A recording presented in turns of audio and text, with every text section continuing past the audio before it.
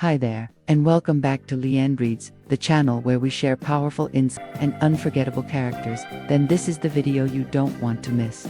If you enjoy what you hear and want to dive deeper, we've included a link to the book in the description below. Now, let's get started. The Hobbit, published in 1937, is a fantasy adventure story about a naive hobbit named Bilbo Baggins, suddenly pulled out of his idle life by the old wizard Gandalf. Bilbo embarks on a journey to help a group of dwarves reclaim a treasure stolen by the greedy dragon Smaug. During the journey, he encounters various creatures like trolls, elves, goblins, and spiders, along with a magical ring, and eventually realizes that he possesses the qualities needed to become a hero from the very beginning. J.R.R. Tolkien was a writer, philosopher, and professor of Anglo-Saxon literature and language at the University of Oxford. His body of work includes a large collection of stories, poems, invented languages, and essays related to his imaginary world of Middle-earth. The Lord of the Rings trilogy and The Hobbit are parts of his classic works. The widespread and lasting popularity of these novels has led to Tolkien being revered as the father of the high fantasy genre. High fantasy genre. Novels in this genre are always set in a secondary world created by the author, featuring a vast array of characters, races, geographical systems, and unique languages and cultures. An unwritten rule in high fantasy is that the story revolves around the battle between good and evil. In the early 1930s, J.R.R. Tolkien was grading students' papers when he happened to see a blank page. Suddenly inspired, he wrote down a sentence: "In a hole in the ground, there lived a hobbit." For some time, this single sentence served as the premise of the novel that would later be titled The Hobbit. Over the following years, other elements were added, such as maps, characters, and locations. All of these were drawn from Tolkien's Legendarium, a collection of myths in the fictional universe he created. The Hobbit was first published in 1937. Since then, its legacy in the fantasy genre is unparalleled. The book helped define the high fantasy genre and gave birth to a mythology whose influence can be seen across modern popular culture. Although originally written for children, The Hobbit is a story that readers of all ages can enjoy. Bilbo Baggins is a hobbit, and on the outside, he looks no different from his fellow hobbits. This means he is somewhat plump, often wears brightly colored clothes, and doesn't wear shoes. He is small, half the size of an ordinary person, and has a friendly, approachable face. Like other hobbits, Bilbo lives in a burrow beneath the ground, with a perfectly round, green door as the entrance. One morning, while standing in front of his house smoking a pipe, an old man with a staff suddenly appears. He wears a tall, pointy hat, a long gray cloak, and has a large beard. In reality, the man is a wizard, and he has come to find someone to join him on an adventure. However, it's hard to find a suitable candidate among the hobbits. Most hobbits, including the Baggins family, are not fond of adventurous undertakings. They typically prefer to stay cozy in their homes. However, Bilbo is not just a Baggins, he is also a Took from his mother's side, and the Tooks are known for occasionally joining in adventures. These two conflicting aspects of Bilbo's nature are evident in his conversation with the old wizard. When the wizard finally reveals his name, Gandalf, Bilbo is surprised. Of course, he knows Gandalf. The wizard is famous for his storytelling, fireworks, and enchanted objects, and is also well known for convincing young men and women to join in adventures. Gandalf is pleased that Bilbo remembers him, and at that moment, he decides to offer Bilbo exactly what he wants. Bilbo insists that he doesn't want anything and doesn't wish to participate in any adventure, but he is still happy to invite Gandalf over for tea at any time, even tomorrow. The next day, Bilbo nearly forgets that he had invited Gandalf over for tea. He's so flustered that he forgot to mark the appointment on his schedule. But despite this, just before tea time, the doorbell rings. This time, it's not Gandalf standing at the door. Instead, it's a short man with a blue beard, introducing himself as Dwalin. He is a dwarf. Without hesitation, Dwalin hangs his cloak on the nearest hook, so surprised by his unexpected visitor that he forgets to ask what the dwarf is doing there. Bilbo invites him for tea. Before long, another doorbell rings, then another, and another, until Bilbo realizes he has invited 12 dwarves and Gandalf into his home. The hobbit begins to suspect that an adventure might have just stepped into his house. The dwarves demand food and drink with no hesitation. Bilbo, though with some reluctance, provides it for them. All day long, they eat, drink, smoke, and sing, and only at the end do they explain why they are here. Thorin Oakenshield is the leader of this group of dwarves, and his mission is to reclaim the treasure of his ancestors. Long ago, Thorin's grandfather, Thorin, his people had migrated to Lonely Mountain, a peak in the north of the vast Mirkwood forest. Thor had become wealthy from the natural treasure and crowned himself king under the mountain, but Thor's wealth eventually attracted the attention of the greedy dragon, Smaug. Smaug stole Thor's treasure and brought death to nearly all the dwarves in the mountain. Now, it is time to end the dragon's reign. But what role does Bilbo play in this plan? The dwarves' only hope to enter the mountain is through a secret door hidden somewhere on the western slope of the mountain. Bilbo will act as their burglar, sneaking through this secret door to find a way to reclaim the treasure. In return, he will receive 1/14 of the total treasure they recover. The adventure had a rather difficult start. Bilbo almost arrived late to meet the dwarves, so naturally, he set off without preparing his hat, staff, and worst of all, he didn't even have a handkerchief in his pocket. And then the rain started to pour. That night, still drenched, Balin, the dwarf, in charge of watching out, noticed a light in the distance. Naturally, Bilbo, the group's burglar, was chosen to investigate. As he quietly approached the source of the light, he saw 3 enormous beings sitting around a large fire. They were eating mutton and complaining about the lack of human meat to eat. These giants were trolls. Unfortunately, Bilbo was still not a master thief, and his attempt to pickpocket the trolls led to him being caught. Soon enough, the dwarves stumbled over to see what had happened and shared the same fate. The trolls began to argue. Should they roast the dwarves, or chop them up and boil them, or maybe turn them into paste? They bickered back and forth until the first light of dawn appeared over the treetops. "The dawn will take your lives and turn you to stone," a voice rang out from nearby. The 3 trolls looked toward the source of the voice, but suddenly realized they couldn't move. Their skin had completely turned to stone. Sunlight, of course, was the trolls' fatal weakness. Unbeknownst to the trolls, Gandalf had been hiding nearby, using a voice disguise to incite their argument throughout the night. Not the brightest of creatures, the trolls completely failed to recognize they were being tricked. The dwarves were freed, and the group quickly found the trolls' lair nearby. Inside the cave was a significant treasure, including a dagger in a leather sheath. This dagger was given to Bilbo. For a hobbit, this dagger was akin to a short sword, and it would prove quite useful later on. Bilbo opened his eyes but saw nothing but complete darkness. Fear immediately enveloped him. He was alone, and the only thing he could feel was the cold stone beneath him.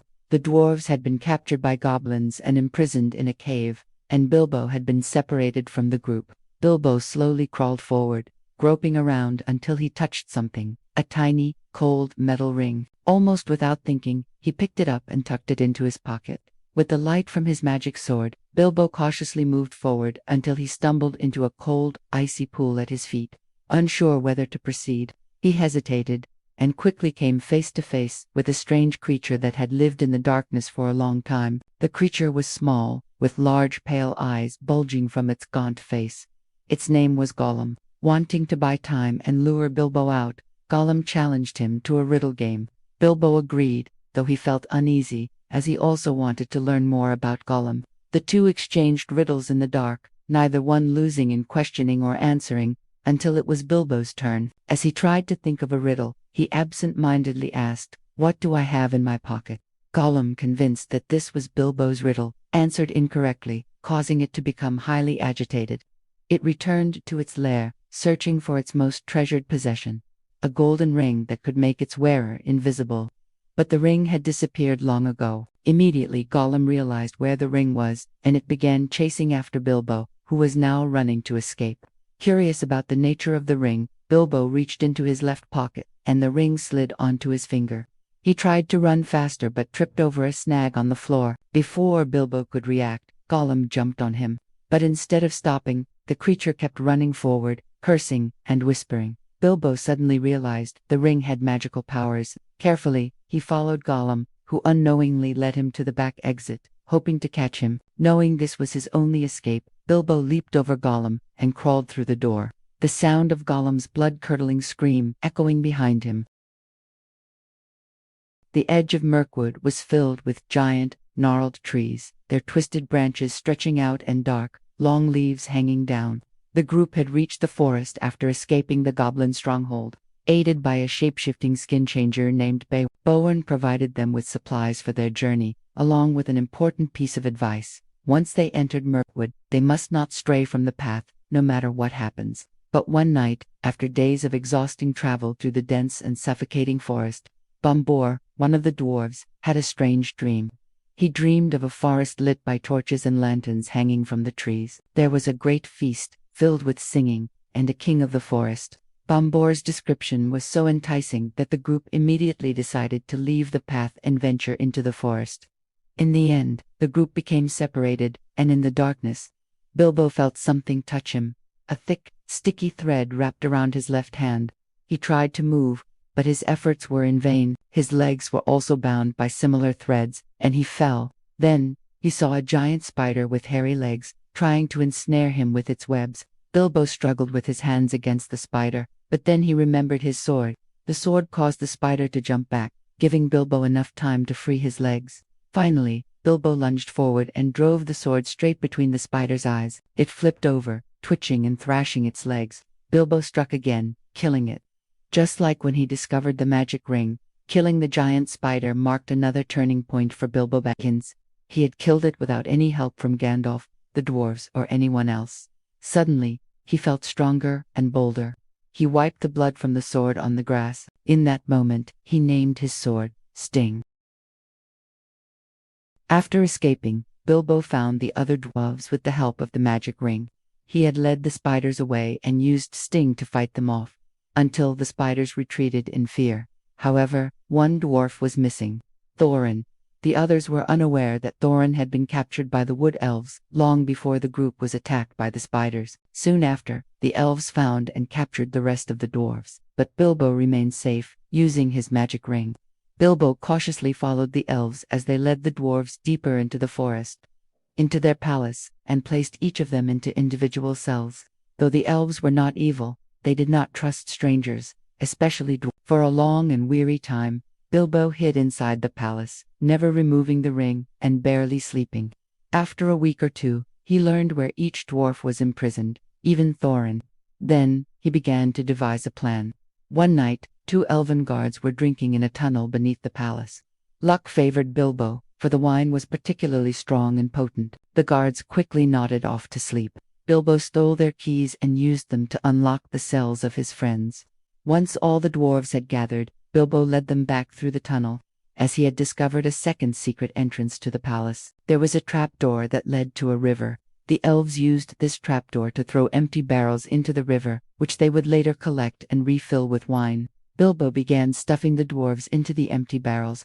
Only a minute or two after the last barrel was sealed, light and voices grew louder as a group of elves began rolling the barrels into the hole, singing as they worked. When the last barrel was pushed in, Bilbo clung to it and fell into the cold, dark water. The current carried the barrels down the river until they reached Lake Town, located at the foot of the mountain. Bilbo put on his ring and hid himself in the darkness of the mountain. Surrounded by darkness, a small part of his Took heritage began to mock him. Now, it's time to get down to business, Bilbo Baggins, and with each step, he was getting closer to Smaug. Eventually, he saw a warm light glowing at the end of the tunnel, a red light that grew brighter as he approached. He began to sweat, seeing the mist rising around him. Bilbo paused for a moment, then pressed on. This was the bravest thing he had ever done.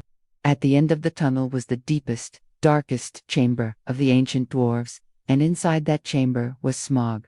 The dragon was golden red. As it slept, its mouth and nostrils puffed out smoke. Beneath it, stretching as far as the eye could see and beyond, was a massive hoard of treasure, gold, jewels, and riches. Fighting against the urge to run, Bilbo moved closer to the nearest pile of treasure. He nervously snatched a 2-handled cup and ran off. The dwarves were thrilled by Bilbo's bravery, but that joy was short. A loud rumble erupted from the mountain, and the ground beneath them shook.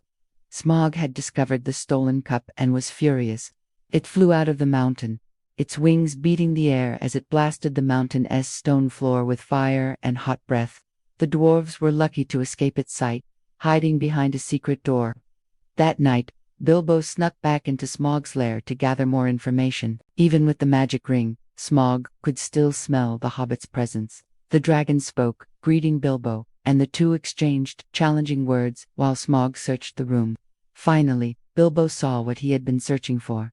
Smaug's weakness, though. The entire dragon's belly was covered in gold and jewels. There was a large gap on the left side of its chest. After Bilbo returned to the dwarves, Smaug struck the side of the mountain. The walls cracked, and stones fell from the ceiling. Smaug was on its way to Lake Town, reminding everyone who the true king under the mountain was. While Smaug was leaving the mountain, Bilbo and the dwarves snuck back into its lair. Inside, Bilbo found something even more magnificent than all the treasures. A gem that transformed all light into thousands of sparkling rainbow sparks. It was called the Arkenstone, the heart of the mountain. Bilbo took it and put it in his pocket.